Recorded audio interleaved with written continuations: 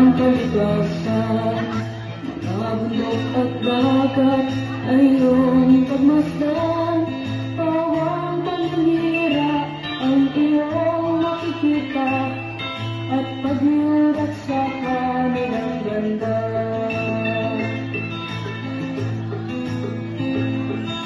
Ikaw na Pilipino, anong gagawin mo upang matigil ang paninirang ito? Huwag ipagwalang bahala ang inang kalikasan, pagkat ito'y ating kinabukasan. Gumising ka, kaibigan, at iyong ipaglaban karapatan ng inang kalikasan. Pigilan ang mga galit na hayagang lumakalasa sa kabundukan.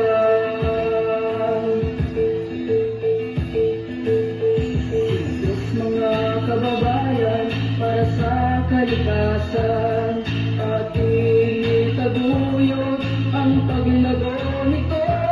Umagasunin ang lupa, ang ilog at dagat, at ang hangin nating nilalanghap.